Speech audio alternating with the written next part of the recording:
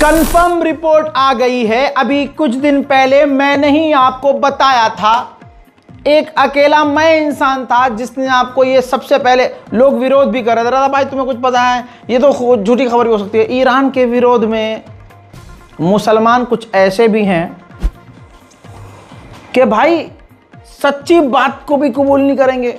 अब मुंह पे थप्पड़ पड़ा कि नहीं। ईरान को S-400 डिफेंस सिस्टम जो भारत के पास भी है, ऑपरेशन सिंदूर में S-400 ने क्या कमाल किया है वो मुझे भारत के लोगों को बताने की जरूरत नहीं है। वही S-400 रशिया ने ईरान को दे दिया। और आपको पता है, इस्फहान रिपोर्ट ये है, इस्फहान के अंदर ईरान ने अपना रूसी एयर डिफेंस सिस्टम S-400 तैनात कर दिया है। इससे क्लियर हो गया है कि ईरान पर हमला होगा। कल और परसों के ईरान के जनरल के बयान से यह भी क्लियर है कि ईरानी IRGC जनरल कमांडर कह रहे हैं कि हमला होगा, इजराइल हमला करेगा। और बल्कि एक कमांडर ने तो यह भी कह दिया कि डिफेंस सबसे अच्छा यह है कि पहले हम ही हमला इजराइल पर कर दें। तो दोनों तरफ से दबाव है, दोनों तरफ से टकराव की स्थिति है। मजेदार बात यह है कि ईरान रुकने और झुकने को तैयार न कल राजी था न आज है, बल्कि 12 डेज वॉर की इजराइल की रिपोर्ट सामने आई है। रिपोर्ट 12 दिन में, 12 दिन की इस लड़ाई में इजराइल की पूरी कमर टूट गई थी। तुर्किश मीडिया ने रिसर्च करके खुलासा किया है कि 10-12 दिन की इस जंग में जो बिजनेस सेक्टर था इजराइल का, उसको 6% नुकसान हुआ।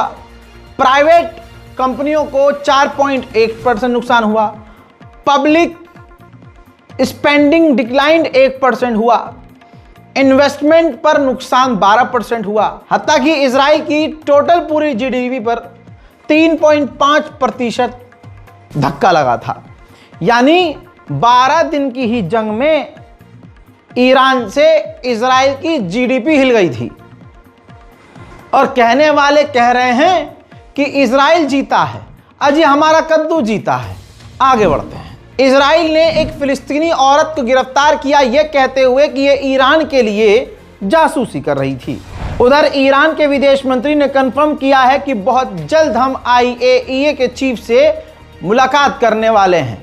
उधर ईरान की IRGC को एक बड़ी कामयाबी मिली है। तस्वीर आपके सामने।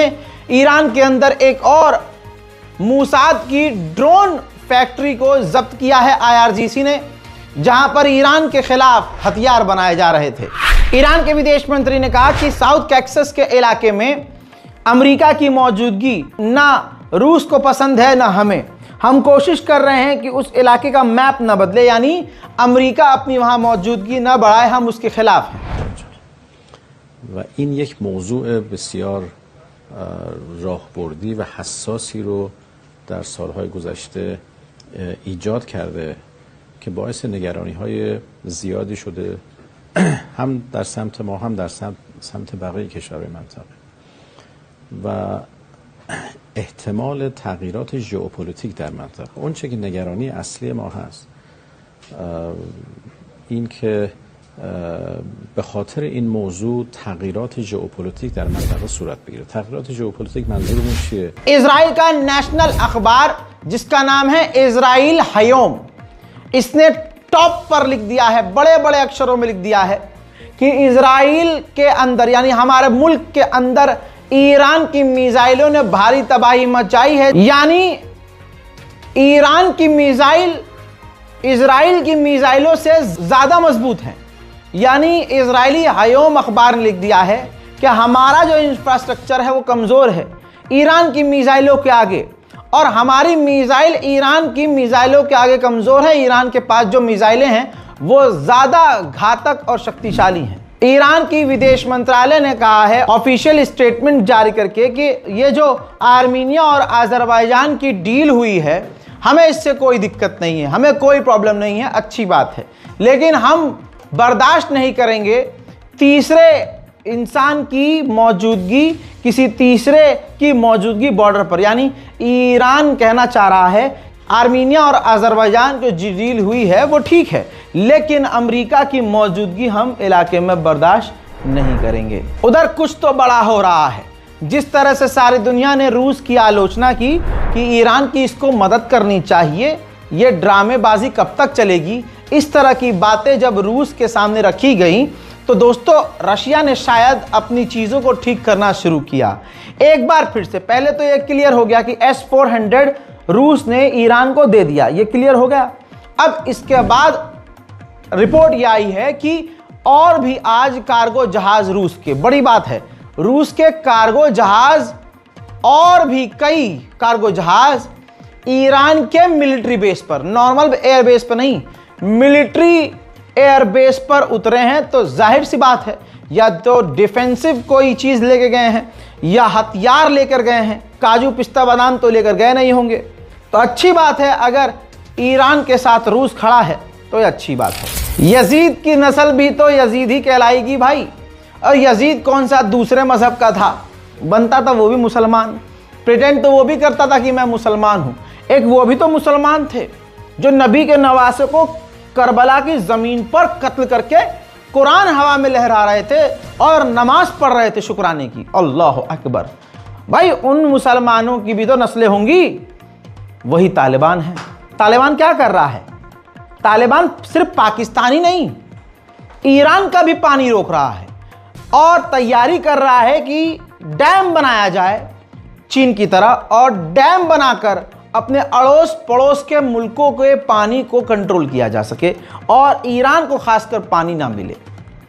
ये है यजीद। वहीं मैंने आपको परसों भी बताया था और एक हफ्ते से ये बीच बीच में जानकारी मैं दे रहा हूं, देख लीजिए। Air traffic control, Persian gulf के इलाके में ईरान के ड्रोन लगातार हवा में उड़ रहे हैं, अपने मुल्क की सरहद और अपने मुल्क के आसमान की रक्षा कर रहे हैं, क्योंकि ईरान पर हमला होने की संभावनाएं बहुत ज्यादा हैं। ईरान के विदेश मंत्री ने मीडिया से बात करते हुए बताया कि आर्मीनिया ने हमें भरोसा दिलाया है कि उनकी सरजमीन का इस्तेमाल ईरान के खिलाफ नहीं किया जाएगा। طولانی شد مذاکرات خصوصی به نظر مثل مذاکرات خیلی جدی بود.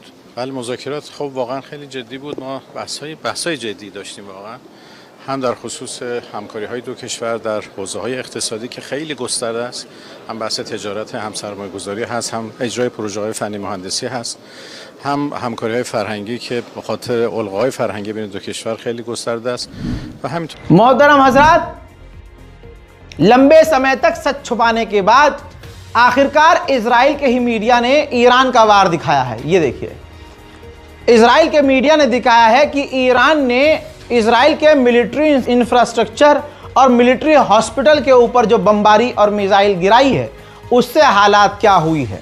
इजराइल ने शुरुआत ही दौर में, आपको यकीन है इस बात पर, आप खुद इस बात के गवाह हैं कि इजराइल ने ये तमाम तस्वीरें छुपाई थी। इजराइल ने हत्ता कि अपने ही मीडिया पत्रकारों को गिरफ्तार किया था, विदेशी मीडिया को रोका था। आज ये तस्वीर इजराइल का मीडिया खुद दिखा रहा है कि कितनी भयंकर तबाही इजराइल के अंदर ईरान की मिसाइलों से मची है कि आज महीना बीत चुका है, बल्कि यूं कहूं कि सैकड़ों दिन बीत चुके हैं, अभी तक इजराइल मलबा साफ नहीं कर पाया है। ईरान और इजराइल की जब जंग हुई उससे एक साल पहले से मैं ये कह रहा हूं बीच बीच में, और कह रहा था, फिर कहूंगा कि जब भी ईरान की किसी से भी जंग होगी, कोई अरब देश ईरान का साथ नहीं देगा, बल्कि अंदर ही अंदर सब अमेरिका और इजराइल का साथ देंगे। एक बार फिर से सुनिए, जंग करीब है, हालात जंग के बने हुए हैं। अमेरिका ने अपना एक जासूसी जहाज इस वक्त ईरान के खिलाफ कतर में तैनात कर दिया है, वो भी एक नहीं, दो नहीं, तीन नहीं, बल्कि 4। कतर के अंदर ईरान के खिलाफ 4 जासूसी जहाज अमेरिका ने तैनात किए हैं। उसमें डोनाल्ड ट्रंप की अम्मा की बारात तो जाएगी नहीं जासूसी जहाज में। तो आप ये देखिए कि जैसे जैसे ईरान पर हमले होने की संभावनाएं बढ़ रही हैं, अरब देश अपनी जमीनों को, अपनी शलवार उतार कर देने को तैयार हैं अमेरिका को। लो जमीन, हमारी जमीन चाहिए, अरे लीजिए। अबे अब समझ में आया कि ये अरब को खतरनाक माहौल में भी सऊदी अरब, कतर, यूएई, इन तमाम अरब देशों को बुरे से बुरे हालात में अमेरिका क्यों हथियार देता है। लो भाई $50 मिलियन के हथियार लो, फ्री में भी नहीं देता है, बस अलाउ करता है कि हाँ ठीक है आप हमसे ले सकते हो। आप देख रहे हैं। और अरब देश डिफेंस सिस्टम ले रहे हैं, सऊदी अरब, कतर, बहरीन, ओमान, ये सब अमेरिका से। और वो ले क्यों रहे हैं और वो दे क्यों रहा है? एक वादे पर ले रहे हैं और वो एक वादे पर दे रहा है कि इन डिफेंस सिस्टम का जो आप हमसे खरीद रहे हैं, इस्तेमाल आप करेंगे हमारे कहने पर। जब ईरान हमला करेगा इजराइल पर, तो आप अपनी अपनी सरजमीन से अपने हथियारों का जो हम आपको बेच रहे हैं इस्तेमाल कीजिएगा और इजराइल की मदद कीजिएगा। इसीलिए तो अरब देशों को ईरान के ही सदके अमेरिका हथियार दे रहा है।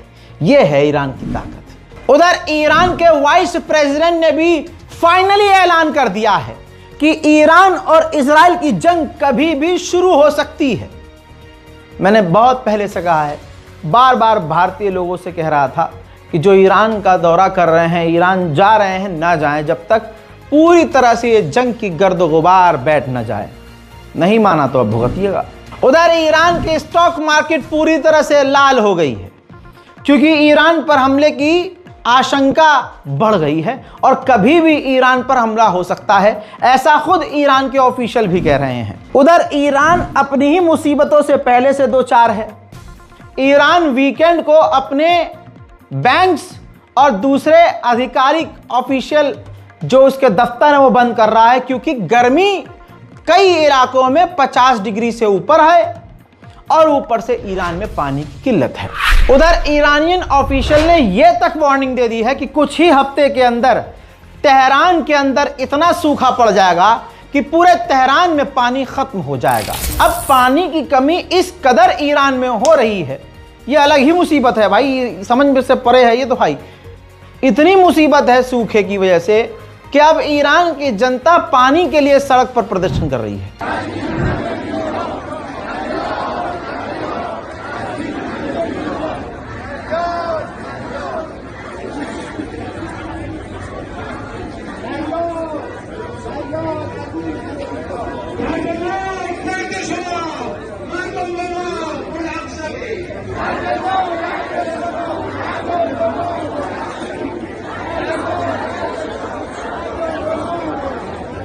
आर्मीनिया के प्रधानमंत्री से तस्वीर देखिए, निकोल पाशियान से।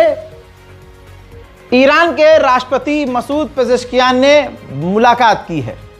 दोनों देशों ने लगभग 10 एग्रीमेंट पर मिलकर साइन किया है। इसके अलावा कल रात को ही तस्वीर देख लीजिए, ईरान के राष्ट्रपति मसूद पेजेश्कियान बेलारूस पहुंच गए हैं। रशिया का बेस्ट फ्रेंड है बेलारूस। जाहिर सी बात है आज खबर सुनने में यह आएगी कि बेलारूस और ईरान ने बड़ी डील्स की हैं। डील के लिए ही ईरान के राष्ट्रपति वहां पहुंचे हैं। हजरात, ईरान स्पेशल रिपोर्ट में फिलहाल के लिए इतना ही। आखिरी बात फिर से कहूंगा कि ईरान पर कभी भी हमला हो सकता है। सतर्क रहिए, सावधान रहिए, जागते रहिए। रिपोर्ट को शेयर करते रहिए, अपनी राय कमेंट में लिखिए। हमारे चैनल रज़ाग्राफी अनस्क्रिप्टेड को सब्सक्राइब कीजिए। जय हिंद।